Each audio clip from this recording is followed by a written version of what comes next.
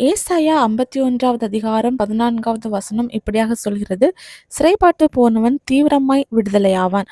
அவன் கிடங்கிலே சாவதும் இல்லை, அவனுடைய அப்பம் குறைவுபடுவதும் இல்லை. இன்னைக்கு நீங்க ஏதாவது ஒரு சிறையிருப்புக்குள்ளாடி இருக்கீங்களா?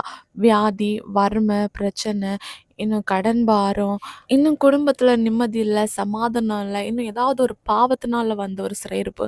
அந்த பாவத்தை விட்டு விலகி வாழணும்னு ஆசைப்படுறீங்க. ஆனா உங்களால முடியல.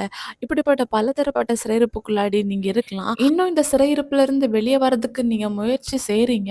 ஆனா உங்களால முடியல. இப்போ நீங்க எடுத்திருக்கிற முடிவு என்னன்னா, இதுதான் என்னோட வாழ்க்கை. இதிலயே நான் வாழ பழகிக்கணும் அப்படின்னு சொல்லிட்டு நீங்க சோர்ந்து போய் இருக்கலாம். ஆனா ஏசப்பா நீங்க இப்படியே வாழ்ந்து, இப்படியே அழிந்து போகணும்னு நினைக்கல. உங்கள அந்த சிறையிருப்புல இருந்து வெளியே எடுக்கணும்னு அவர் நினைக்கிறாரு. அதனால தான் ஏசப்பா சொல்றாரு, நீங்க அந்த சிறையிருப்பிலேயே அமிழ்ந்து போக போறதில்ல. அந்த சிறையிருப்பிலேயே நீங்க சாவதும் இல்ல. நீங்க தீவிரமா விடுதலை ஆவீர்கள் அப்படின்னு சொல்லிட்டு ஏசப்பா சொல்றாங்க. ஏன் ஏசப்பா தீவிரமா உங்கள விடுதலையாக்க போறாரு அப்படின்னா, நீங்க ஆண்டவருடைய பிள்ளைங்க. நீங்க கஷ்டப்படுறத ஆண்டவரால பார்த்துட்டு சும்மா இருக்க முடியாது. இன்னைக்கு உங்களுக்கு எந்தெந்த சிறையிருப்புல இருந்து விடுதலை வேணுமோ, அத ஏசப்பா கிட்ட சொல்லுங்க. ஏசப்பா உங்கள நிச்சயமா விடுதலை ஆக்குவார். விசுவாசிங்க, அற்புதங்களை எதிர்பாருங்க. இயேசு கிறிஸ்துவின் நாமத்தில் ஆமென்.